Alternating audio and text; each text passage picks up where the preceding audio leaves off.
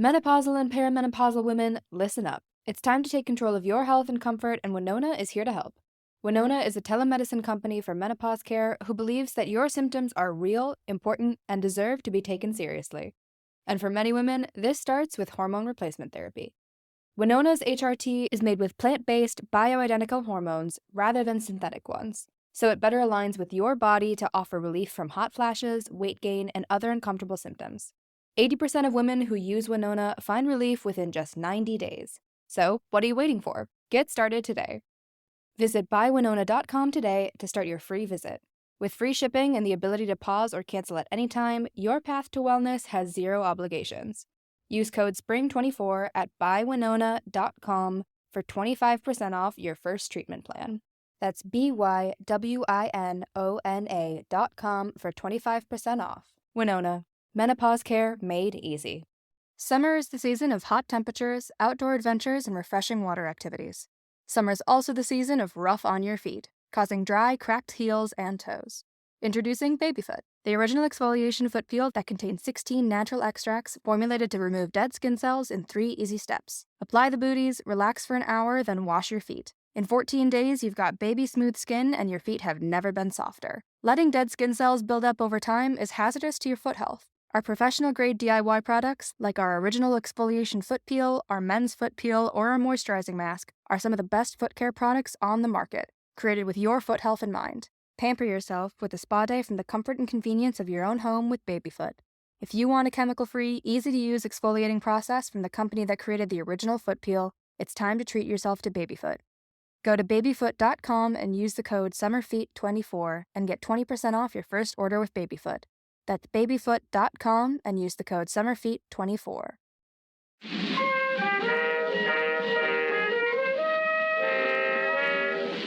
Hello, and welcome to Too Stupid to Live, a podcast that reviews romance novels $5 and under. I'm your host, Becky Feldman, and if you're trying to keep cool this summer, you're gonna fail, because this episode is hot, hot, hot. Today, we're reviewing the historical romance Dreaming of You by Lisa Kleypas, which is currently $2.99. And I am so excited about my guests today. It's another couple, which I always love, Ashley Griffis and Ryan Etter, who are the hosts of the podcast Couples Talking Couples, where they discuss fictional couples in movies, TV, and books. I met Ashley over our mutual love of romance novels, and she is oftentimes successful in getting her husband Ryan to read a few. And you know what? I'm so glad he did, because the two of them together are just absolutely adorable. So please enjoy this review of Dreaming of You. Well, okay. Ashley. Yeah. Ryan. Yes. Welcome to Too Stupid to Live. Yay, we're very excited. I'm so excited you're here. I'm so excited we have a couple here. I love having couples on the show talking about romance novels. So before we get into discussing the novel, I usually ask my guests, which I know the answer in regards to Ashley. Have you guys ever read a romance novel before? Yeah, does Twilight count? Yeah, absolutely. Then like two before this one. One, because I lost a bet to Ashley betting on a football game, which in hindsight was not a good move for me. I do not know about football. Yeah, it was if I won, he had to read my favorite romance novel. If he won, I had to do the dishes for a month. And let's be clear. I would have never gotten to collect. If I'd have won, you'd just been like, oh, we were just kidding around. I read that novel, though. And I'm a hero. It was good. So that you read Twilight, or you read a different romance novel? The Twilight was a part of an exchange program. But she didn't read the book that we were exchanging. I read a lot of the book, but I didn't finish it. You read 20 pages of that book. He read Twilight for me, and then he read a Julia Quinn novel that I love. Okay. But this is my all-time favorite romance novel. Yes, so that's why I convinced Ryan to join the podcast so I could make him read it. She told me about this like a couple days ago. Yeah. I had to read this very fast. It took fast read. It was It fast, was. yeah. It's a nice little read. It's a nice little read. So Ashley, we already had like conversations about our favorite romance novels, and you love Lisa Kleypas. Why don't you like talk about like what about her writing kind of intrigues you more so than like other authors? Yeah, so she's like hands down one of my favorite authors. I specifically tend to gravitate towards historical. I'm sorry, Your dog is like, no, romantic suspense is better. I love historical romance. I think that there's, in a weird way, like it's fantasy for us because it's just so completely different than anything we're used to. Like the balls, the courting, the seasons, all of it. So that's why I love historical. And I just think Lisa's work, there's something about, I think, number one, she writes really interesting characters. I think I really like her female characters too, because it's funny.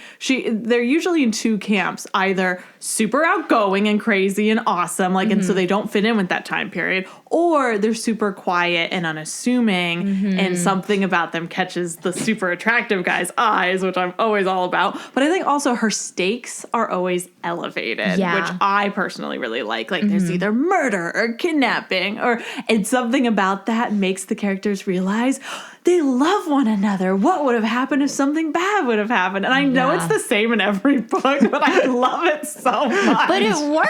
It's like, because I was like reading through this, like, it's like, oh, okay, this is like all this story is so similar to like so many other stories we've read. But the way it's so different because the stakes are high and the characters are so interesting. Exactly. Like it was more of a character study than I think some like, dare I say, a twisty and turny plot. If you will. No, it's a pretty straightforward plot. You know what's going to happen. Right. You know they're going to get together, but you're like, oh, I was not expecting that to happen. But you fall.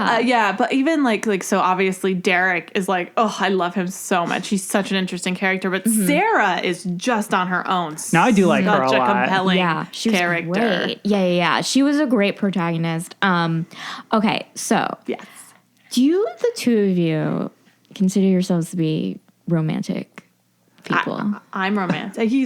Here's the thing is I would have never thought yes, but then I think about it and like I can't even get into like culture or any kind of media anymore without there being like a romantic subplot. So I don't gravitate towards romance novels like even at all, but I love a good romance. I'm a huge sucker for them. He's a romantic. When we first started dating, he was very cynical. Yeah, but I was a real Derek, You're a real Derek. except without the handsome roguishness, just mostly. and money. But you have a weird scar, which is weird. So Yeah, you have a weird maiming across your face. No, I think in the beginning, but now you're super romantic. Like I'm really into it. He loves romances. So and it was his idea to start a podcast talking about relationships. It wasn't my idea. I don't know what I was thinking. I thought it was just going to be easy, and I was wrong about that as well. He was just like, we could talk about things we like romances, and I was like, yeah, duh. Well, in my defense, I was like, what is there a lot of that I think we could find common ground on, and also we could argue a ton about? Yeah. And romantic relationships. We just really want to fight. We just wanted to fight in a way that could be preserved forever. Yeah, in a way that's entertaining for us, for me, because I have started listening to your podcast and I love it. So it's very interesting. Everyone listen to Couples Talking Couples. Yeah. So Ryan, like a lot of people read romances like to escape everyday life, to enter a fantasy world. What is something that you like that kind of falls into that same category? Something that I like. Well, yeah, I play a lot of video games. Sure, yeah, I do. Qualifies. I do a lot of the like high fantasy and stuff. I'm actually rereading Harry Potter again right now, and then I also read. And this one's the really embarrassing one. Biographies about American presidents. So I guess I escaped that way as well. You should be humiliated. I feel ashamed. I was just like, first of all, how is that escapism? Some might say that hearkening back to very good presidents might in fact help you escape from perhaps less than ideal situations that you may or may not be observing presently, though that's neither here nor there. I mean, look, sold. I'm sad now, but yeah, you're right. Let's talk about politics. Let's just do a quick pivot. Yeah, we're gonna make this also romantic. Very romantic. Romance and politics. Okay, is there something from that the two of you can remember is like a gesture of romantic love that fictional or in real life that had a profound emotional impact on you guys? Just like in general? In general or in books. There's like so many. Like I can't, like so many it's books and stories like that I've watched. I'm just like, oh my God, this is like, I like can name like 5 animated guys that I'm just like, Prince Eric, Aladdin. No, okay. Yeah. No, Aladdin's up there. Prince Eric isn't. I did not think he was good enough for Ariel. But I mean, that's a whole other conversation. That's a whole episode of a different show. Okay, there's one pivotal moment that I think kind of led me into my romance addiction. There's two. Okay, so my first one was when I was 13. I think I talked to you about this. I found a box of romance novels, and I was trying to avoid chores, so I hid and started reading one. It was called The Cowboy. It was amazing, and I was like, what is this that I'm reading? Because up until that point, love had been very, like Disney-ified, like we meet, we're in love, we're gonna get married, and this was so more intimate. Yeah. And I was like, oh my God, wow, that's amazing. And so that kind of started it, but then I didn't really get back into it. And then this is my embarrassing confession. How I actually started reading romance novels was The Hunger Games. Oh, yeah. Because? Okay, shut up, Ryan. So because the end of Mockingjay, like Katniss and Peeta get together, and it's so unfulfilling. Like, have you read those books? Yeah. I went to read sexy fan fiction. Oh, that's what she did. Because I was so unsatisfied. That's literally what I did. I was so unsatisfied with that I started reading fan fiction about them actually being a couple. And I was like, oh, this is so much better. I love this so much more. And then from that, you became a junkie. I did. I became a romance junkie. And from there, I went to the free romance novel section. And then from there, I went to I will pay whatever. I gotta get my fix. Take my money, Lisa and Julia. You're the richest person I've had on the show. But I know. For me though, like, and Ryan like did some serious talking about like if it's for art, I feel like I always should pay to support my fellow artists. Yeah. Right. Because there's like the thing of like, oh, do I really want to pay another $4 for another one of these? And then you're like, well, I want them to keep making it. Oops, sorry. I want them to keep making it. Unacceptable. Listen, that's why I have the show, because I'm like, it's hard to spend, a good $25 a week. So I'm like, if I can spend $5 a week. Exactly. Well, and I think that's what's really nice about the romance genre. Because like I read YA fantasy books too, and those are pretty expensive. I'm a huge sucker for YA books. Those, even digital downloads, like they can be like expensive. $12, $15, $10. Romance is like pretty much in the pocket of the $4 to $6, download. And I'm just like, of course, for $4 for a great book, I think that to what works for the, from the beginning of the pocket. What was the thing, like the pocket store? Oh yeah, it's a purse book. The purse book, yeah. A little purse book. Yeah, that you could just buy at the market for $2 and put in your purse. And it's like, now it's a digital purse. Oh, exactly. And and it's great about it is like no one knows what you're reading on your phone. What was I reading? Oh God, I was reading something. Oh yeah, I was reading like a dirty threesome, like at the doctor's office. Oh yeah. Oh my God. And I was like, that reminds me. So because I had such a little time to read this, I was doing like audiobook while reading it also, and just like walking out in public with like this book in my ears.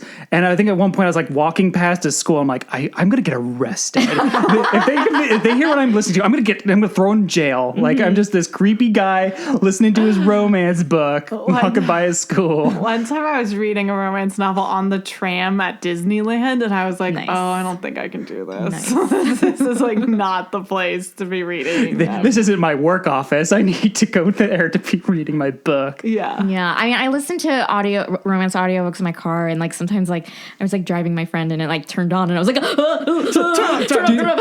Do you have the problem where like, because I was thinking about this, I'm like, I hope they can't hear me outside these windows. I'm make sure my windows are all up okay. It's okay. I guess it's weird because I do have a lot of like kids on my street, and I'm just like, and then Michael ripped into, and I'm like pulling in. Like, kids are like getting ice cream. There's been a few audiobooks I listen to. I generally don't listen to as many romance audiobooks. I usually reserve that for my the fantasy books that are just a little longer endeavor. Yeah. But I love like anytime going through like a drive-through, like pause. It's like rolling down the window. He like slowly unbuttoned her blouse. And I bet they'd be like, what are you listening to? I know. I like what's happening in that car. Yeah, exactly. Okay, well, let's get into talking about Dreaming of You by Lisa Kleypas. I'll give a quick synopsis. Okay, so Dreaming of You by Lisa Kleypas is currently $2.99. When Sarah Fielding ventures into the London underground to research for her newest novel, she finds herself saving the life of one Derek Craven, the owner of one of the most popular gambling clubs in the Rookery. They come from different worlds, have different outlooks on life, but there's one thing that they share that they can't deny. It's that their hearts want to double down, and their bodies want to get down. Nice. Oh, wow. That was good. I like that. That was lot. awesome. Thank you. Lisa, if you're listening to this, if you need someone to write you the backs of your novels. Yes, seriously. Hit me up. Okay, well, do you guys want to look at the cover first? I usually like to analyze, this is what the cover looks like. Okay. If you guys want to describe it and give me your thoughts. I'll describe it. Okay, I'll give some thoughts. Yeah, I have a couple. I don't want him describing it because he'll be like, red there's girl, stuff on butt back. Okay, Well, you just finished. You just described the whole thing. No, okay. So it's gorgeous. We've got this beautiful, assumingly British lady with brunette hair walking up a flight of stairs. We see her back. She's in a satin red dress. Gorgeous. It's so gorgeous. It's so gorgeous. And she's like lifting her right side up just a little bit, and she's looking off a little bit profiled. We're assuming this is the club. Mm-hmm. I like this cover because it's like subtle. I love this cover. It's a great cover. And Lisa actually I like know so much about Lisa. They just re-released this cover a few years ago. It was a different cover. Mm-hmm. It was a very weird illustrated cover. Like her. Oh yeah, remember those old illustrated covers that are so weird? And they sort of, I think Avon Books like rebooted a lot of the older books, and I love the whole.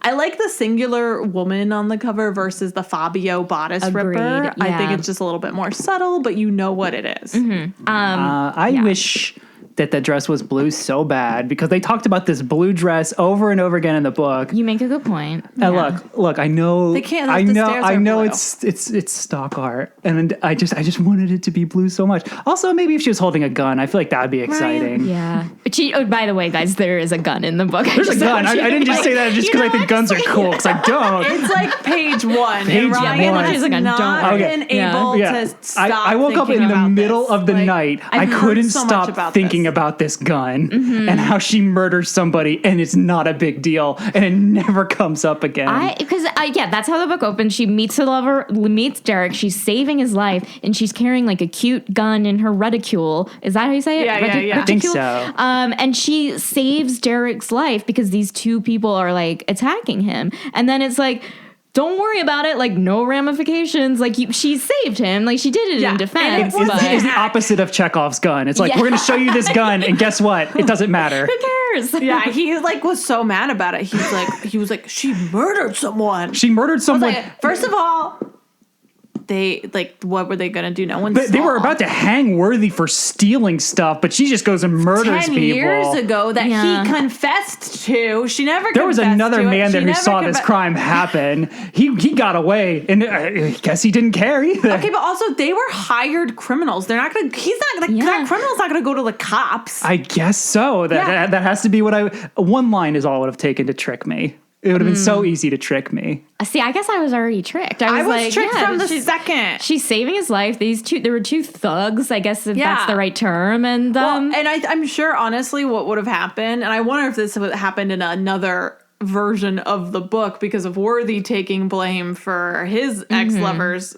crime. Like, if Derek would have just been like, I killed him, he was attacking me. Like, I seriously doubt Sarah would have had any ramifications from that. But no one even needed to think about it because he was a hired thug, Ryan, and he didn't have a life from family. They just... His life is expendable. I'm sure he He could have been the next Derek Craven, for all we know. He was working his way up. Was he? Well, we don't know. We'll never know now. We'll never know. We? There's so much potential poor for goon in the gutter. number one. Yeah, it was sad. His potential was never reached. See, okay, I liked the cover. Yeah, Here's why I like sorry. the cover. Well, no, these are important things that we're bringing up. I just needed to talk about that gun. No, I get it. Like, listen, it's the smoking gun. Yes. I like the cover because it seems like Sarah is a very curious woman. I think there's a really good theme in this book about curiosity. Yeah. And I Yes. love that she's just like, you see the back of her, but you can tell she's looking around because she's curious Yes. about this new place. And that's why I was like, okay, I know this is stock cover, but it captures the kind of her quirkiness, you know? Yeah. It's just beautiful too. Like Yeah. beautiful dress. Her hair looks good. Yeah, for sure. I love it. Yeah, it's great. Okay. It's a great cover. Good job, Lisa. I'm just gonna keep calling her Lisa like I'm on a first name basis. Or like she made the cover. Yeah. You know, that's actually her. I'm sure she gave notes. She had to have. Okay, did you guys come up with a tagline? Okay, I'm sure Okay. Ryan did. He's super. He already texted me like he was like, I just, Nice. Okay, so I'm really proud of it, and now that I have to say it out loud, I'm kind of nervous because there's there's a couple of double entendres. So I'm just gonna dive right into it and see how it turns out. Okay. And I don't know if this is actually what a tagline is. I just wanted to make a pun. From the streets to her sheets, he was the plot twist this writer didn't see coming. That is fantastic. it's pretty good. That is great. Thank you. That's all I wanted was praise for this one thing I did. And can I say that the way you said it too? Yeah. like you Like were a narrator. A movie That's the audio. voice Ashley's like, why are you talking like that? Yeah, voice. I was like super like, what is it? Well, I had to do it because of the double entendres. I Yeah. wanted the audience to know that I knew. Yeah. Yeah, good job. Yeah. No, it's a really good. It was a really strong tagline. Thank It you. was- I'm proud of Great. you. I'm really proud of It you. was so He's great. clever. No, there was a for sure cleverness Yeah. to it. And I if like you just want that. to keep talking about how good I am, that's fine. I'm going to blush over here. Okay. I have one. Okay, good. Not as good as yours. Don't undersell it. For him, love is a novel idea. Ooh, I like that one. Because she That's writes novels. So good. Yeah. That's so good. Yeah. I didn't come up with one, Oh, but by the end, maybe I'll have one. Yeah. By the end, we'll circle back. Yeah, and be like, circle what's back your to me. tagline? Circle back to me. Okay. So we have this really adorable premise of Sarah comes in. She's a really cute novelist, wears adorable glasses. Yes.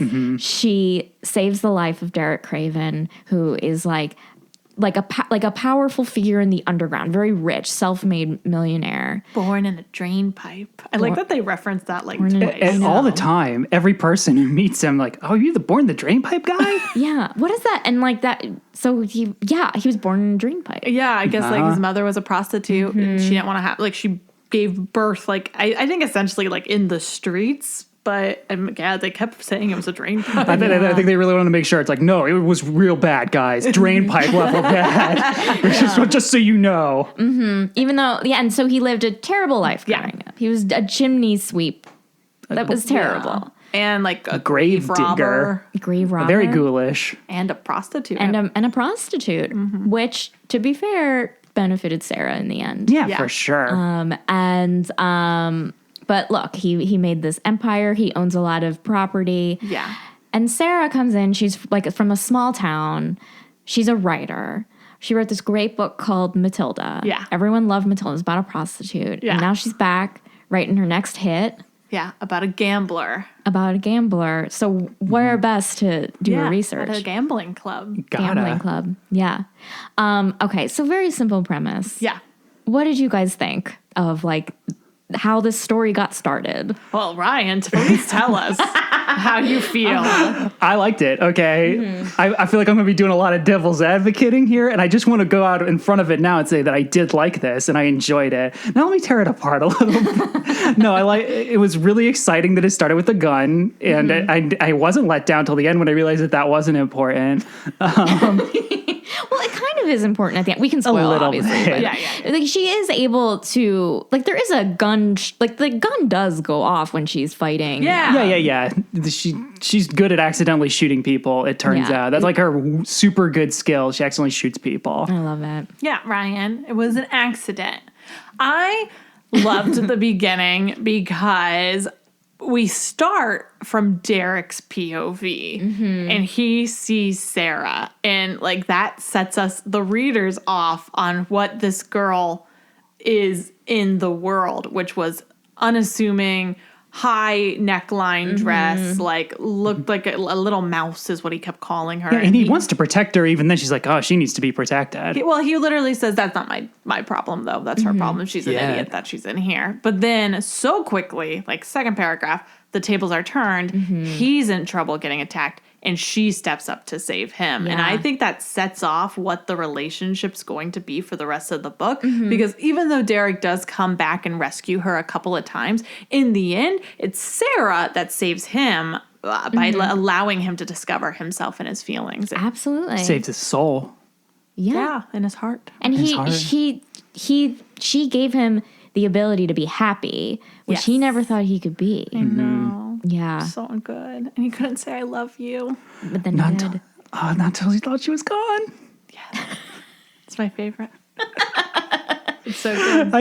I made fun of him, but I was just like, I was still touched by it. I was like, oh, I know, he's finally learned love. Well, yeah, and he did. He's like Beauty and but the it was also Beast. like super great too, because I did feel like this book had a lot of like similar tropes to Beauty and the Beast. Oh, for sure. You know, like absolutely. He's like this, like grumpy, like on, you know, like people kept being like, "Oh, Derek Craven, like he's this big baddie," and she's this sweet, unassuming writer, and people love her, and she's polite. And I think the other thing that's really awesome about Sarah is she's super non-judgmental across the board. Yeah, like she doesn't judge people less than her. She doesn't judge people that are considered her superiors. She's just like, I just want to be a good person and tell interesting stories. Yeah, she seems like she's more of like an observer to the world. Like she's not like she like is like on the outside looking in a little bit because of her role as a writer, and like there is something like so like she's objective. You know? Yeah, she's super objective, and I think there's something so endearing about that, and something that Derek needs because he's so like judgmental and bitter and petty, and understandably so. I mean, he's been through so much. Yeah. Yeah. Yeah. So, okay.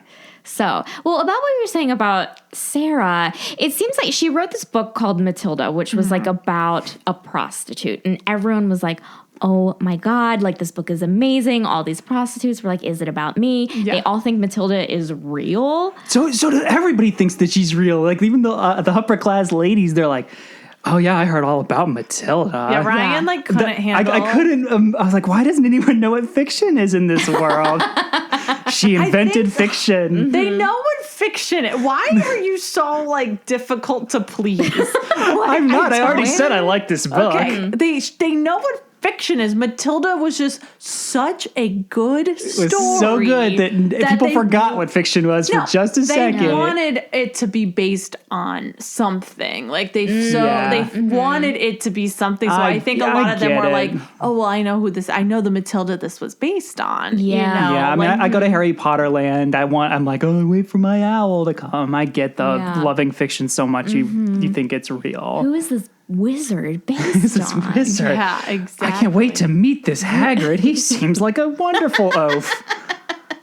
But I also really like too how like throughout the book it's like super implied, or she like assumes Matilda. Yeah, that's how she gets into the world. Like she was like the observer, but when she's in the world, she's Matilda. Yeah. Because like she gets like Derek Craven is like, I don't want to be near her. Like she's tempting me. She's too pure for this world.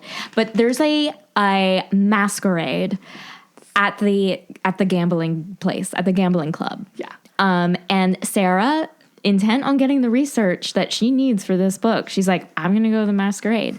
Puts on a mask, and she comes in as Matilda. And it's so good. It's so good. So my question for you guys is, let's say that you were in a situation where you had to go to a masquerade and you needed to disguise who you were. How would you dress up? Like, what mask would you wear? And, like, what would your, like, persona be? I feel like I'd be like wearing like a jester's mask or something. I feel like I'd just be having fun with it out there. And I've never been a very seductive person, I don't believe. Ashley, have I been a seductive person? Yeah.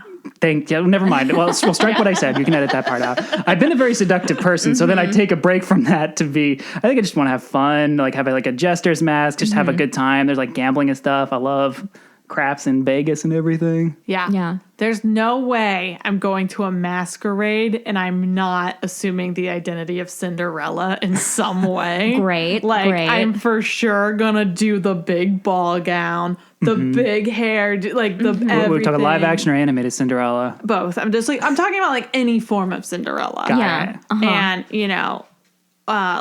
like a mask, and I just like I'm definitely assuming like. But then having said that, I've gone to masquerades. Like I've actually gone to masquerades and there's a really great labyrinth masquerade at the Biltmore. Ooh. Yeah, in August. It's super fun. We should go. Okay. Last year I was like a mermaid mask.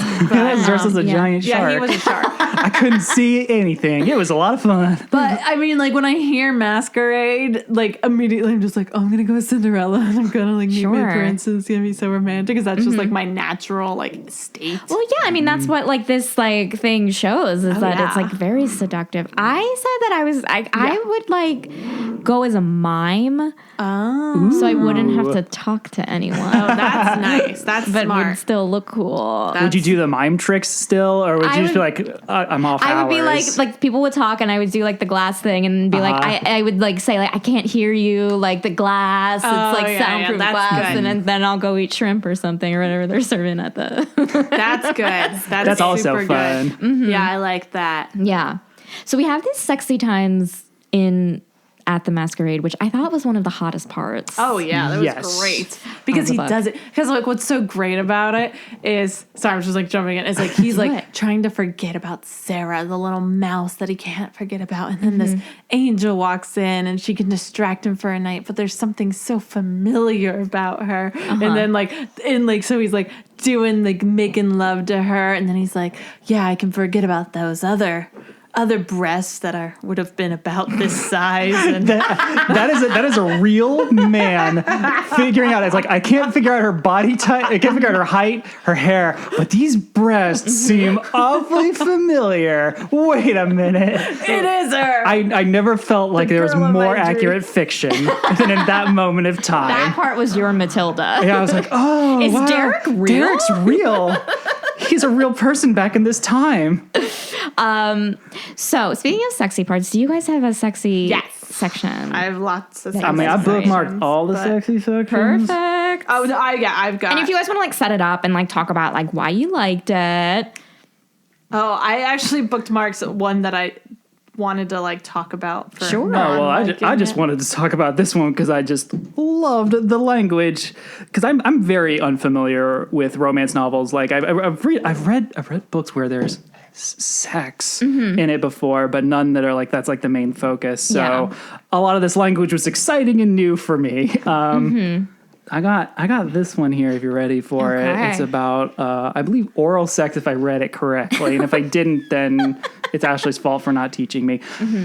Derek made a prison of his own body, his muscled legs tangled with hers, his weight caging her against the carpeted floor. She couldn't hold back a quiet moan as he pressed himself intimately against her.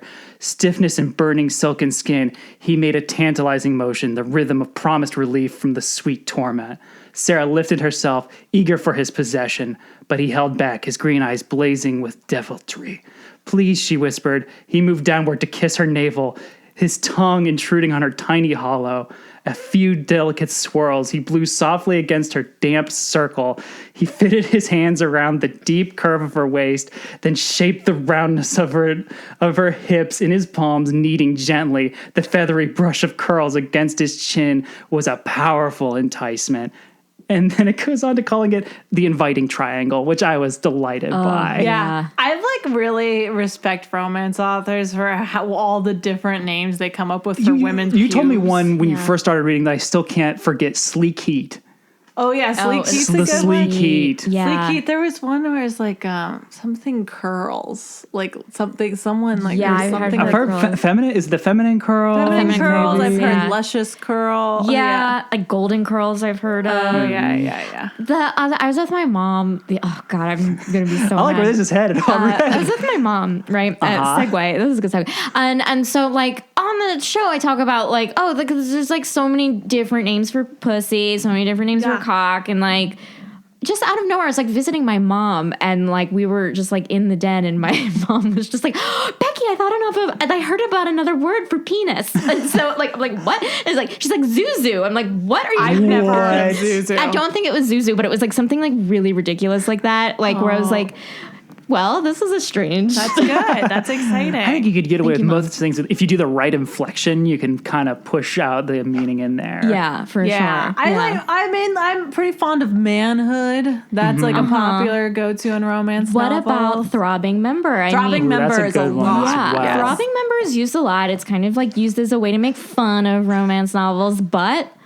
I'm here for it. I like throbbing member. Yeah. That's good. Yeah, I feel like the vagina has more than There are, because there's like, I don't know, like it's so artistic. It's like artistic. Like you could say like flower and be like, oh yeah, that's a pussy, or like you could be like pond and be like, yep, that's Cave of I'm Wonders. just like looking at a picture behind you. Like, Oh yeah. you can say driveway and like, yep, that's a vagina. Definitely. It's also interesting because I don't know, like maybe I'm just thinking right now, and tell me if you feel like this is wrong, but I do feel like a lot of sexual encounters in romance novels are told from the male perspective at first. Like at least like when like he found her, like what, like, you know, it's less about what she's feeling in that moment and more about how he's It's all about him like her. desiring her, right? Yeah, it's a lot of it. I agree with you now that I think about it, because I think what's enticing about it is that it's coming from his perspective, but it's also coming from him just accepting her for how beautiful she is at that moment. Exactly. And it's like that kind of like,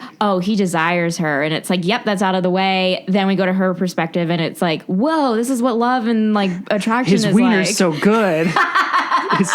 But they say throbbing member. I've never read wiener in a romance novel. That's because I haven't finished my romance novel yet. Wieners and His wiener's so good. It felt very good. That has to be out there, right? There's got to be a wiener book. There was something that I read, because there was a while where I was Sounds like like a Chuck Tingle. That's definitely some wiener is pounded in something in some sort of ironic current event related situation. Okay, so I want to talk about Sarah is originally betrothed to a man named Perry, and I want to talk about Perry because I think he's fucking his mom. Oh, I mean, there's a good chance. There's such a good chance of that. That mom is the worst. She sucks. sucks. The literal worst. Do you know what also really sucks? And I'm going to have to ask everyone to be chill for a second while I get all the way through this. Okay. Is that when I first met him, I identified with Perry because I'm not a strong, like, masculine underworld type. I'm definitely the maybe living with his mom books guy. So I was like, she's just giving a raw deal to this Perry that she just can't get over this other guy. But then he did suck. The book went out of its way. It's like, oh, also he doesn't believe in like female rights and his mom is the worst. Mm-hmm. Yeah, well, and it definitely like leaned into like his mom was just so horrible to her, and like in the most obvious way. Yeah. But then Perry, like it wasn't just like, I'm sorry, I know she kind of sucks. Yeah, he was like, mother likes sugar in her tea, and I like sugar in my tea too. Oh, he's and it's super like, you're fucking his into mom. this? Yeah, Like, he's super. Also, like, I liked it whenever, like, she was, like, would say anything, he'd be like, well, that's not what my mom says. Like, Yeah. And, like, also, It's weird. It's super is. weird. He also doesn't want to have sex with Sarah. I know. So, Yeah. That's a Sarah's, like- little bit lame. Sarah's, like, super, like, I'm ready. Like, even before Derek, she was like, She I'll have throws sex with himself. you. She like was like, "Can you at least just kiss me passionately?" And he's like, "Oh no, I can't do that." I see you're a harlot now. Yeah. Yeah. Oh, yeah, I know. And he, like, couldn't. Yeah. And Perry, he's just the, But then also, like, I think the thing that did it for the readers was he was like, well, when you're my wife, you know, you will just take care of my mother and not write and take care of our children. And writing has been in the book set up that it's so much of who Sarah is. Yeah. That not writing just like wasn't an option for her. In fact, it was so illuminating in the part where she's like gets quote unquote ruined, and Derek's like, "Well, your writing career is over," and she's like, "No, that's okay. I just write for myself. I write because I love to do it." And so when you find out in that moment that like she doesn't even care about being famous, it's like that just makes Perry seem even worse because he would just be denying this key part of her that is so fundamental to who she is that he's like he doesn't even love her. Yeah. Oh, I had a section I wanted to read. Ashley, I'll let you read a section in a second. But there was this one part. I only flagged the horny bits, guys. I'm sorry. I was supposed to flag non-horny bits. I flagged, like, here's the thing. Sometimes the non-horny bits made me horny, especially for this one. We talk about commitment. Oh, yeah. Yeah. I mean, honestly, yes. There was like, because, okay, so Sarah gets ruined. And so Derek promises to marry her. And he loves her, which is fine. And so he goes to Sarah's hometown and, tries to get permission from her dad to marry her. And this is what he says. I want to be more than kind to Sarah. I want to keep her safe and happy and provide her whatever will please her. I don't pretend to deserve her. I'm not educated or well-born, or even the devil wouldn't have my reputation. My one saving grace is that I'm not a fool. I would never interfere with her writing or any of the projects she chooses for herself. I would never try to separate Sarah from her family. I respect her too much for that. I don't want to change her. Yes. And I was very good. Oh my God. I know. I love that part. That was a turning point for Derek for me because I was not as into Derek as everyone else seems to have been. What? Are you kidding me? You just said that. Okay, I said it was a turning point. Oh, okay, got it. Up until that point is like he's always just threatening to kill people. He's calling women bitches left and right, and I'm like, he doesn't seem very respectful. But this was so nice. His friend a bitch lovingly. He's always threatening to kill Joyce, a woman who was horrible a bitch not lovingly. I know. But still, Mr. Darcy wouldn't be calling people bitches left and right. I've read a few things where Mr. Darcy does say the word. Well, it wasn't the original text, I believe. I haven't read it, but I saw a movie. Also, Mr. Darcy was not born in a drain pipe and work his way up. Yeah, Brian. He hasn't seen shit. You know, the way Derek Craven has seen shit. I love that you read that because that was one of my favorite scenes because I think it happens just like literally 2 sentences before that is my favorite moment. Sarah and her mom are in the kitchen listening. And the dad's like not up to date that Sarah's like broken up with Perry and all this stuff. So like the dad keeps saying things and Sarah keeps popping her head out being like, oh, that's not real anymore, Dad. That's something you would do. Oh yeah. I love this moment. And then like she pops her head out again and then Derek's like, Sarah, I want toast with my tea. And she's like, you want toast? And he's like, really thin sliced toast. And like Sarah's like, oh, okay. Like she realized like he's like, get away, let me do this. And then the dad's like, this bread thin. Really tiny. I know it's going to take a while. I loved it because the dad's like, you're patient with her. That is a sick marriage skill. Yeah. Like, patience. The patience, but also being able to maneuver the other person without being a jerk. Yeah. It was just such a great moment. But it was so sweet. It was so sweet. Ashley, do you have a sexy? Okay. So it's not sexy, but I mean, it's kind of sexy. It is if you read it in the right voice. I have a sexy one. We can read whatever we want. We can read we can just stop and read the whole thing. Let's just read the book real quick. Okay, I have a sexy part. I have another quick part that I want to read that is right around that same time that I love so that you hold on, let me find it. Okay, here we go. Okay. So he says that to the dad, and then right at that same time, Perry, who we just mentioned, sees that a carriage is there and busts in to be like, I need to talk to Sarah immediately. We're not broken up. And it's so great. Okay, so here it is. Okay. Why is he here? He frowned. He asked with a petulant frown. He and I, she cleared her throat and said badly, he's my fiancé. What nonsense, Perry said curtly. I'm your fiancé. You left the village before we could resolve our differences. We did resolve them, Sarah said, inching closer to Derek, and I realized that I'm much better suited to Mr. Craven. Is this by chance Derek Craven? Perry demanded in outrage. Why, he's a complete blackguard. Everyone in decent society knows it. I can scarcely believe your father would let him in the house. Sarah bristled defensively. I'm beginning to wish he hadn't let you in. If this is the company you've been keeping, no wonder you've changed so greatly, Perry sneered. It certainly explains your attempts to satisfy your insatiable lust with me. I've racked my brains all week in trying to make excuses for your wanton advances. Derek started for Perry with a snarl. You pompous little runt. Yelping with fright, Perry charged outside, his legs ablur as he hurried back to the safety of his home and his mother, who he's fucking. No, that's not in there. Swiftly discarding the idea of pursuit, Derek turned to Sarah. What did he mean by insatiable lust? She hastened to explain. Well, insatiable means unable to satisfy. I know that, he said in a biting tone. Why did he say it about you? And I just love that part.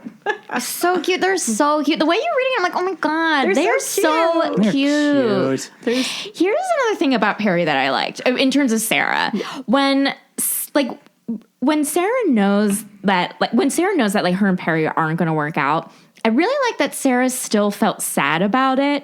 Because you know how like in other like romances where it's like, yeah, you and the first guy you're with, like you're going to break up and you're not the wrong guy, right? You're going to break up and you're going to be like, good riddance. And it's like, not onto that. But like this, she was like trying to fall asleep and was sad. And it's like, oh, I thought that was such an interesting choice on the behalf of the author. Yeah. I think everyone that you ever break up with, like even if you hate them when you break up, you're still like, well, that part of my life's over. That's kind of sad. Mm-hmm. Like you like that person at one point. It made her seem like a real person. I think it's also like for me what I liked about it, and she could have leaned into it a little bit more, but I think it was gradual throughout the book. It was like the changing of a way you thought your life was going to go. Yeah. You know, so it's like even though her and Perry had been drifting, like what was really hard I think is like this isn't the life I had planned, or it wasn't what I thought it originally was. Like, he's not the boy I originally thought that was, you know, and I think that's always hard when you realize, like, oh, like, things aren't how, you know, and that she's going to, and I think that's also the point where she realized after Craven and, you know, that experience, like, she's not going to be satisfied with the life that she thought she originally was. No, of course not. Yeah. Okay. Do you want to read a sexy part? Yeah. We'll all be satisfied with where our life is. I have a really good sexy part. It's so good. I love this part. Okay. His gentleness was astonishing. She had expected the same violent passion of their other encounters, but tonight he was no pirate to ravage and plunder. Instead, he claimed her with sneak thievery, exploring her with a stealthy patience that set her nerves on fire. He stole away her modesty, her restraint, her every thought, leaving nothing but a smoldering blaze of sensation. His hand lightly gripped the round weight of her breast, lifting it as he covered the peak with his mouth. Slowly, his tongue traced over the awakening bud, causing the tender flesh to contract. He turned to her other breasts, suckling and nibbling until Sarah writhed against his mouth.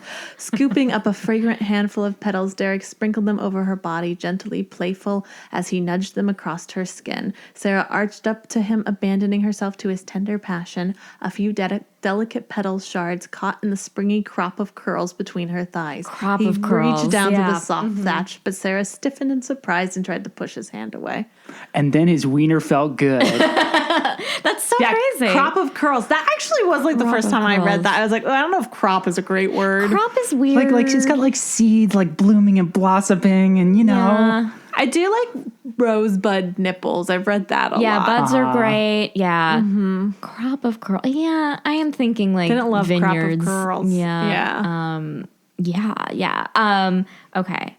I do have a sexy part. Okay, that I want to read. It's like, I hope it's not long. I just like thought it was so great. This is like right when they're about to have sex for the first time. Okay. Like sex, sex. Okay. I think this is the right part. Okay.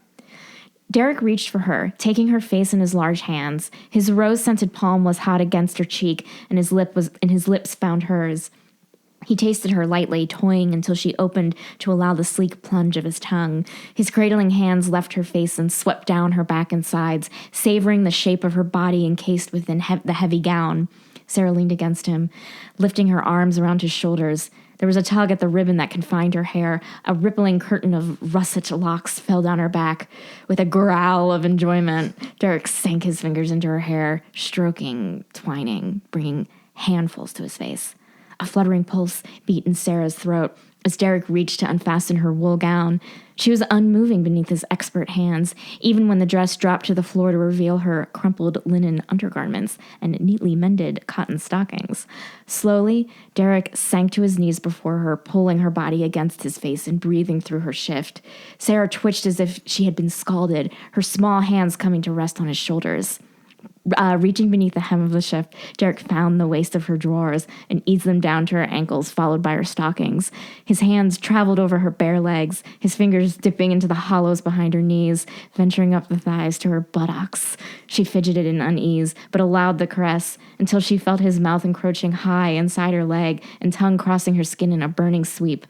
Jerking him with an incoherent stammer, she backed away until she felt the edge of the bed against her hips. She stared at him in round-eyed surprise, and this I thought was the best part of this section.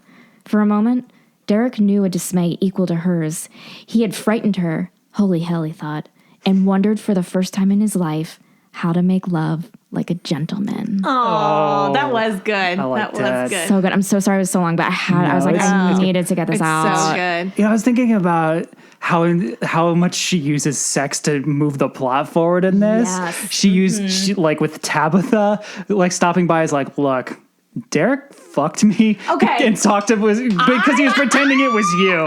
And that's how she figured out that Derek reciprocated. I protest this. I do not think they had sex. I think he held her. That's what I think he did too. He held her. It was a spooning sesh. Okay. It was so like he didn't do her that all night and called her Sarah. But then how Joyce finds out about Sarah is that she sneaks in while he's drunk and then has sex with him, and he calls out Sarah's name. No, and that's how he knows. But they don't have sex. He's having a sex dream, and she comes in, and he's like, I thought Sarah. I thought they banged. That's my What? mistake. I thought that he was just like He was so having- drunk, and then she like sneaks in and like he was he's like, having oh, a sex Sarah. dream about Sarah, and then he felt a woman's touch, and he Oh, thought it was okay. Sarah, and Well, he that's- woke it's up, sex and it was adjacent. Joyce, and he was. It's not sex adjacent. He was thinking sexy thoughts. I cannot believe he thought he had sex with two other people after he met Sarah. Honestly, I was like, this is kind of once the protagonist guy meets the girl he's supposed to be with, sex is ruined for everyone. He can't have sex with anyone else. No. You know what's funny about the Tabitha thing? Like this, I'm gonna sound so bad, but like I was picturing like a funny, like British prostitute, like Missy, like a no cockney. teeth, like hello, and then I was just like picturing him spooning with her, being like Sarah, and she's like, oh, you want me to call it Sarah? Like, Yeah. And he's like, stop talking. And she's like, I'll No make it, talking. Sarah. Tabitha's great. I like Tabitha. she was great. Yeah. Tabitha's a great whore. I also like that. I like the prostitutes a lot, and I like that they were just like there. And I liked that word they like explain like Cravens doesn't take any money, but and Sarah again like is really understanding of like they have no choice. This is like the unfortunate reality of the working class. And then she also has this great moment of when she was at this party. She gets invited, like she leaves London and then gets invited to a party hosted by Derek's friend Lily, because Lily wants them to reunite. Oh, Lily's is my the matchmaker. best. She's I amazing. Lily is love her. Ashley, basically. I love Lily. Lily was the best. And so there's a quick moment when Sarah's talking with like the hoity-toity, like fancy class ladies, and she was like, you know what? This is exactly like talking with the whores, you know? Like we're just people. We're just women like living our lives. Yeah, and they were like talking about men and like, ooh, which one's like the better one lover? And And all they of also couldn't tell that Matilda was fictional. Yeah. Yeah. I'm sorry. That was I thought I didn't think that was going to halt the whole conversation, and everyone's going to stare at me. that. Yeah, because you gotta get over this. You gotta. I there's, can't though. Like, yeah, you gotta move on, Ryan. All right, well, move on. Why did you say the next thing you were talking about before I so rudely interrupted it? Lily. We were talking about how cool Lily. Lily I is. do love She's so great. Lily. Okay, okay. This is like we don't have 30 minutes for my full TED talk on the Lisa Kleypas. Lisa Kleypas canon, but for those of you who are interested, and you should read them because they're all great. So Lily has her own story in the book before this, which, hold on, I want to get the name right. I believe it's called I saw it. Where Dreams something. This is called the Gamblers series. Yeah, it's called The Gamblers. It's a Gambler series. I like that these romance novels all have connect. like their own like cinematic universe. They have like all these characters that just kind of jump into each Then other's Came stories. You. So that's what it's called. So Then Came You is her book. And so Lily has a really interesting story, and it's about how she falls in love with her husband, Rayford. And they've got a great love story. But Lily's was first and foremost friends with Derek, and Derek is in that book. Yeah. And he's like pretty, like the inciting incident of how she ends up with her husband. And so she cares really deeply for him. She ends up pregnant before she's married. And so she has a bastard child back in this day, Nicole. And Derek was the like one that took her and her daughter in. And it's like, so that's what's also really interesting about Derek is he likes his like bad reputation, But he's like a good guy. He's a good person. He like gives money to all this charity. He helps kids. He like took in this woman and her child and like gave them money and funds and all this stuff. And Like he like campaigns to like stop child labor. yeah, like he is like a really dude. good person, Really but good he kind of dude. just likes his reputation of being like is it a blackguard? Is that what it is? Just call him a rogue. A rogue. A bastard. But so Lily like loves Derek so much, like in such a like sisterly sibling way. And so like when she first smells that like he's becoming unhinged around this girl, she's like, we are doing We gotta this. jump on it. I actually bookmarked this. I have this quote ready to go about Great. this specifically. Believe me, Derek has had this coming for years. When I think of all the times he's infuriated me by acting superior and cold-hearted, so utterly in control of himself and everything around him, she shook her head, chuckling. Don't misunderstand me. I adore the big, hard-headed Cockney, but it would be the best thing in the world for him if he's taken down a peg. And that's Lily. I love her. Yeah, Lily she's tells great. it like it is. I also love the idea that like he has a female platonic friend. Yeah. Which Yes. is like, I think important. Especially in something like this, because with like every other woman in this book, like I'm just thinking of Joyce in particular, like it's like I like other female characters that aren't like in the antagonizing world, like they're not crazy, you know, just like a normal female character. Who are friends with other female characters. Yeah. Well, They just have to be married first, I guess. And Lily and Sarah are great characters too, because they kind of, in my mind, represent the two extremes of characters that I think Lisa Kleypas writes really well, which is the very dominant, confident, extroverted female. So Lily is known as Lawless Lily because she likes to wear pants, she likes to smoke cigars, she likes to go gambling, and she likes to ride horseback, spread legs. Yeah. Like she likes to go Nice. hunting and do all those. Like she's very masculine in this society. And she doesn't give a shit. She's just like, whatever, this is who I am. And her husband accepts her and loves her for that. And then Sarah is eccentric in her own way, but in a more unassuming and reserved way. And like you have to get to know her before you see her. Like, you know, sort of eccentric You have to take her ways. glasses off. Exactly. Take her glasses off and put her hair down. Exactly. So Classic it's like, 90s rom-com style. yeah, but so there's so many. I love that though, because and a lot of times they're paired with the Derek or like the big like beautiful man who's like, why would I bother my time with this little quiet girl? And it's like, oh, but she's so precious and an angel. And Lily and like the very extroverted women are like paired with these more quiet, reserved men. Yeah. Who are like, of course I appreciate their, you know, extrovertedness. And it's just so good. Okay, sorry. I could like talk about it all day. But so Lily gets her first book, but there are also many other connections in Lisa's writing. Ivo Jenner, who is the kind of he's not really an antagonist in this. He's more He's just like a little trickster. He shows Yeah. up, he causes some troubles, and then he like wanders off to chase horses. he owns the other club. Yeah. And he There's something nefarious. He's nefarious. Yeah, he's for sure nefarious. So he's the father of Evie Jenner, who is the lead heroine in Devil in Winter, which might be Lisa Kleypas' number one book. And now those couple in that book, she's got a new series out. Devil in Spring is their son, and Devil's Daughter, which just came out in February, is their daughter. Okay, so there's like, I like that her book series, like, it extends. It's in the same world. It is like a Marvel cinematic. Suck it, Avengers. It is. It's so good. You don't see Captain America kissing boobs in the back parlor. No, you don't.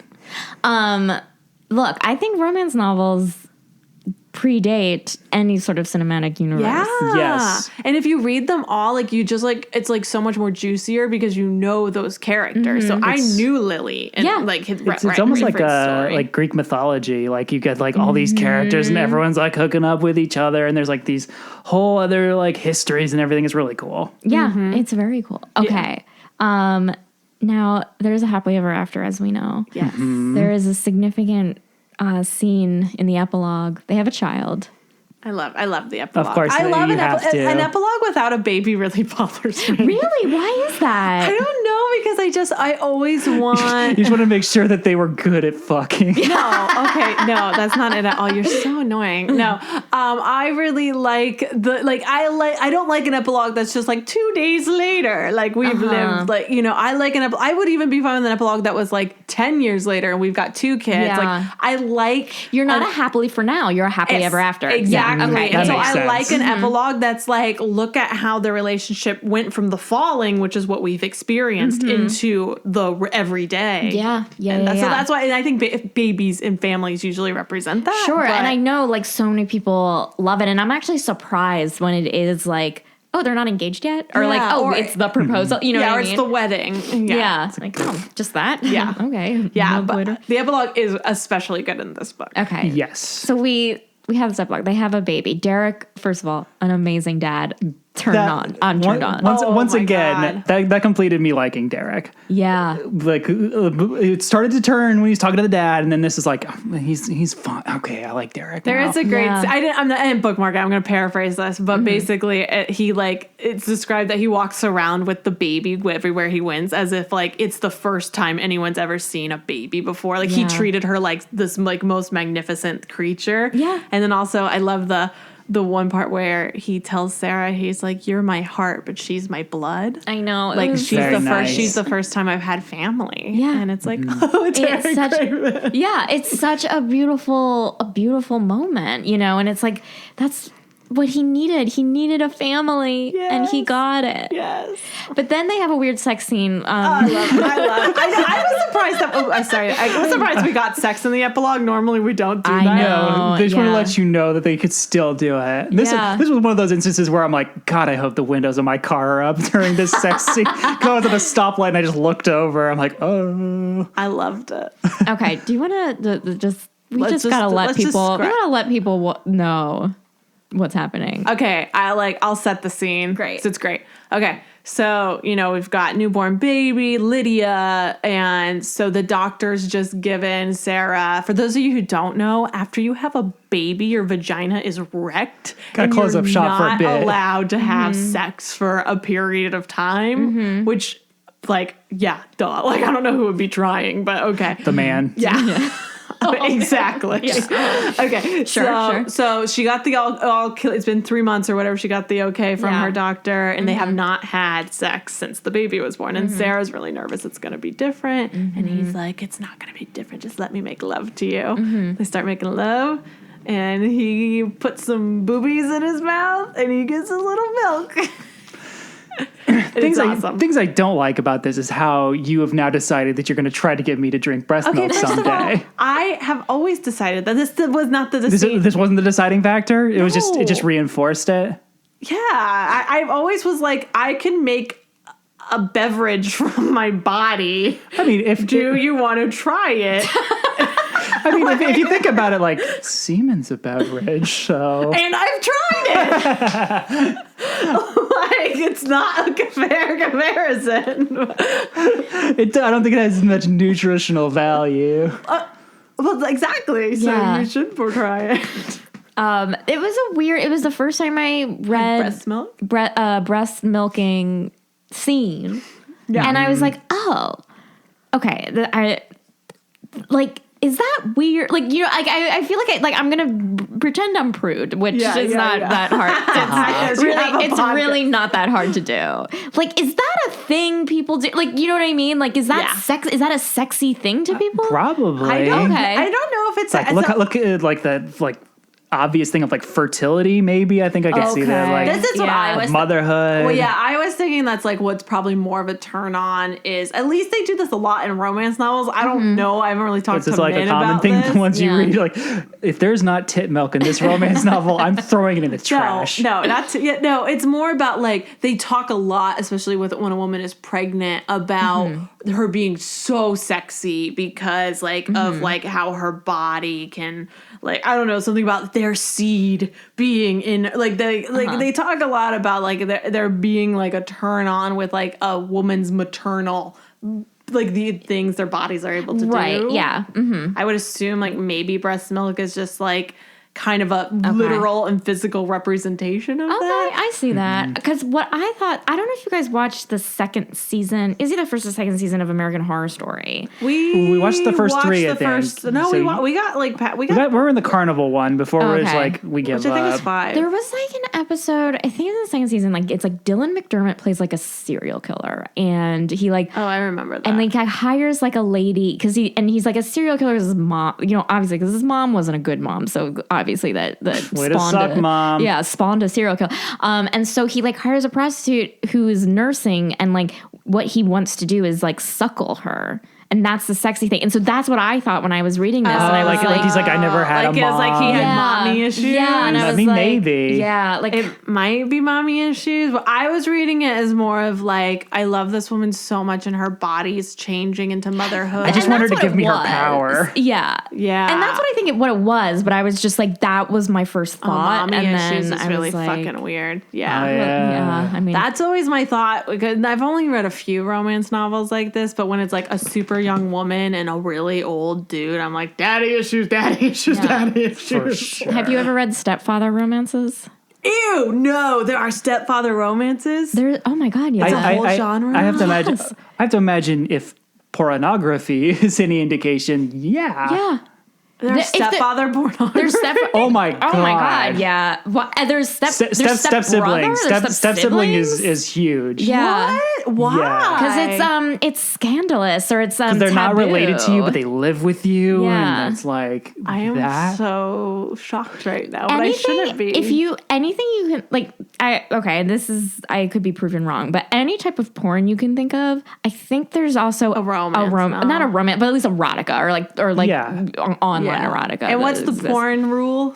I want to say 69. Rule 34. Yeah, Rule 34. I actually read an article about this just yesterday. Rule 34, if it exists, there's a porn of it. Oh, okay, got it. And so there's this popular video game that just came out, and there's like these new cosmetic skins that came out in the game, and it was a race for these cam girls to get in the costume to make it like porn first, so they could be the first one to make this new character sexy. Wow. It was like there's a whole article about the porn race to make it sexy. Porn race. The porn race. Movie. That's a movie. That's a novel. It's a novel series. Yeah, for sure. Porn race.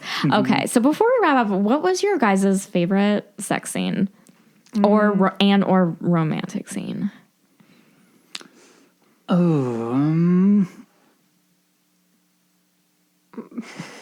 I really like the epilogue.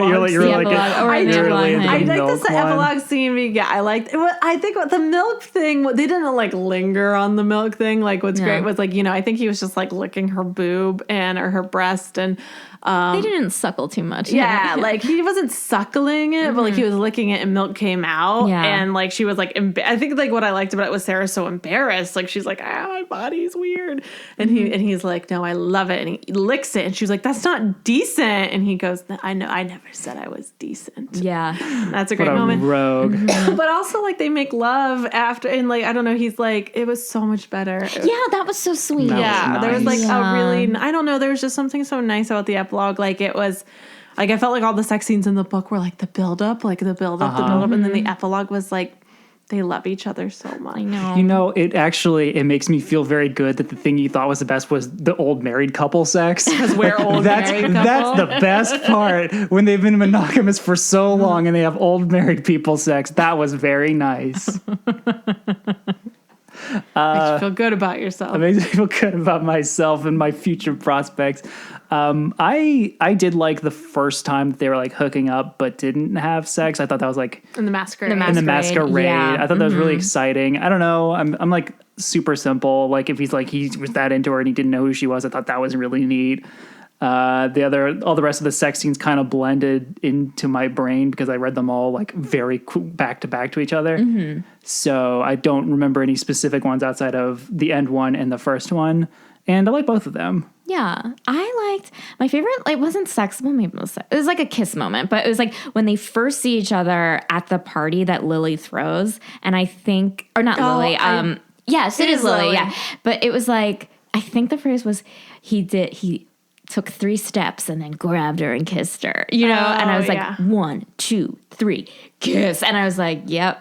Yeah. That's my favorite. Was that part. in the garden? Yeah, it was in the garden. Yeah. It was so hot. I do love that garden scene. Yeah. And Lily's spying on them, and she's like, yes. And then Rayford's like, everyone's get just, in here. all the pervs are just in the bushes, like, And then Joyce is there. Yeah, everyone's there just watching these two. Okay, so do you guys have any final thoughts and a rating? You can rate it A through F. Feel free to add a sultry adjective before. I had a thought, and I wanted to try to figure out a way to work it organically in here. Okay. But it doesn't actually relate to anything. But it was a pun I thought of, so I wanted to say it now because I'm afraid that it was going to be lost forever.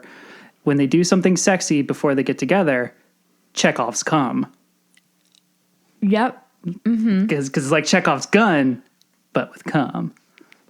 But I think you're really overestimating how many people know about Chekhov's gun. No, I talked about it earlier in the podcast. It's fine. Oh, okay. I'll put it in the show notes, guys. Okay. Thank you. I'm gonna, but Yeah. the Chekhov's cum is a porn, by the way. Is it? No, it's not. But it is. Okay, I if we would imagine Google it right now, it's definitely going to be a porn. right. Sure. Yeah. Wait, what was your first question? Okay. Final thoughts. I also, if I wanted a more Yes. serious final thought, this is, I think, the second or third romance novel I read, and I keep running into this problem where I fall in love with the protagonist myself, and so I don't like the person that she's supposed to end up with, because I'm like, as I've talked about a couple times, I'm like, he's just not good enough for her. Because I'm like, I love Sarah, and I want what's best for her because I'm a little bit in love with her. And so that was a difficult hurdle for me to overcome. I think, though, I feel that way a lot of times with guys, but I think, like, because the genre is written by women, there's rarely a female protagonist that I'm like, they're not good enough for this guy. Oh, I've never come across that. Yeah, I haven't either. Yeah. And so... No, the women are always amazing. I'm like, man, she deserves But everything. Derek's whole thing was that he was flawed, and Derek and Yes. Sarah was accepting him no matter what. Like, No, that's it's the whole not. It's point. not because Derek's bad. It's because I love her. No, it's because you are Sarah. Like, this is like the problem. I love like, myself. it comes Is what from an you're saying. egotistical- It does. I because, just. like, he's I think like, I deserve the best. He's like super reserved and quiet and sweet, and he likes writing and reading, and like you are so Sarah. It's like not even funny. Yeah. I guess I needed her to fall in love with Lily, the character that you Yeah. are, and that would have been hot too. Yeah, I'd read that. Yeah. I have read a few romance novels with lesbian subplots, and they're that's real. great. Historically, There was a lesbian subplot. It was just a throwaway line in this book. Oh, that was super weird. Super- when Joyce is when like, Joyce was "I'll like- make you my pet." Oh yeah, I'll that make you my wasn't. pet. No, that was like sex slavery. That was. It's like weird as shit that she brought that out of nowhere. It's like, Yeah. I'll make you service me. Ha ha ha. I'm like, so oh, evil. It's like, yeah. what? Really crazy. Oh, okay. Wait, what is the question? Okay. Sorry. Rating system. You know what the thing we I always know do? the rating, but she asked me Final. last Oh thoughts. yeah, final thoughts, and then a rating. Okay, final thoughts. So I obviously am a huge fan of this novel. I just love this book so much. It is like my favorite romance novel. Well, my final thought. I'm so glad we were able to discuss it then. Yeah, I know. Absolutely. It's my favorite, and I think I loved the characters so much. I think Derek was a character I have not really seen before, at least to the depth that Lisa was able to like dive into. Like I've seen like the Beast archetype character, but you know, like Beauty and the Beast or whatever, and it's like, oh, he's grumpy and he like doesn't trust people because blah blah blah. But Derek, it was like unlayering him, like why he acts this way, why he responds to certain things, and Sarah being able to like understand him. And like then like I also just love that they're like magnets, like they can't help but fall in love even though they don't know each other. There's like just something there. I just always think that's the best. Oh yeah. And I'm a big fan of this book. I also really like the stakes. And my rating is definitely, it's definitely an A. Oh, but it can be any rating, right? Maybe you can A+, but or like A+, or you can do like one. I usually do A through F, actually. Okay. I mean, one time one person gave it a 10, and I was like, okay, that means A, but Yeah. I'm definitely giving it like an A+. Like an A++. I'm going to give it 2 out of 2 lactating tits. If you're into this kind of thing, it's real good. Also, maybe I'm not going to talk to my mom about it. That's not A through F. It's 2 out of 2. It's 100%. 100% A+. 100% if you're into lactating tits. Yeah. That is, oh my God, it's not all about lactating tits. It was like, but it gets to that. No, it's like a thing. Less than one Ashley, the lactating tits are a metaphor. Obviously, that's not a book about lactating tits. It's not even on the cover. We talked about the cover. She's not even showing her tits at the cover. She turned away. What would be your letter rating? Probably B+. Yeah. B+. Okay. I echo, Ashley, what your thoughts. I thought that the characters were fleshed out in such a wonderful way. It was very sex positive. And with that said, I gave it an A+.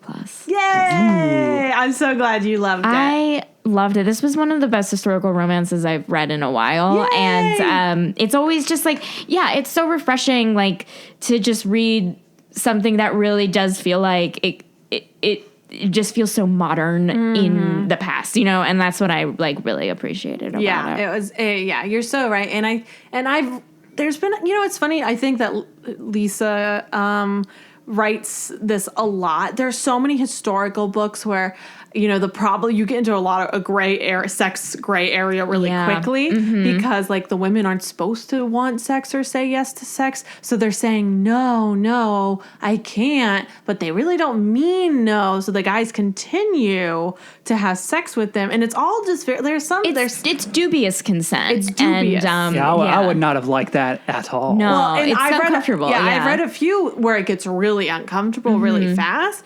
And what I like about this book was Sarah never's really like that, but also whenever she hints at hesitation, Derek, like, he points it out. He points it out saying like, it will kill me, but I will stop right now if you say so. Yeah. And so I always like that they do that. And that was super hot. It's so hot. Like, consent is sexy. Consent is sexy. Yeah. Because he loves her. Because that's the whole point. It's not about dominating her. It's about experiencing something they both want. Yeah. Oh my God. I love Derek Craven so much. Yeah, Derek Craven, what a great book boyfriend. Oh yeah. Also, sorry, I just have to give a sub note. If you really love this book, Lydia, his daughter, has her own novella.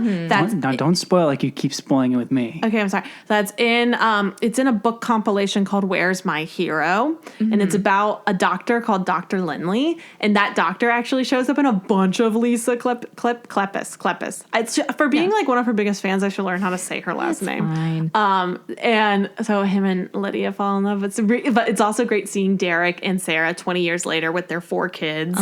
It's so good. Oh, yeah, 4. That's so good to know. They've got a daughter, 2 sons, and their littlest one's name is Daisy, and she's 5 in it. And so there's a great scene where Daisy's got jam on her face, and she grabs Derek's face and kisses her, and he's like, "I love your sticky fingers." Like, it's such a like Derek as a dad. I love it. Oh my God, Derek as a dad. Yeah, I mean, like, Dad Derek.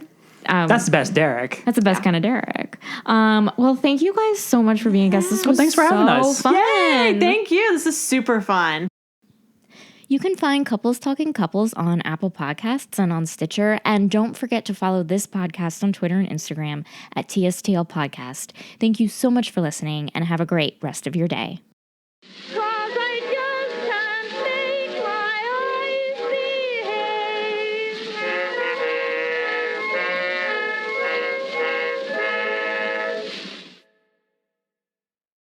When you make decisions for your company, you always look for the no-brainers.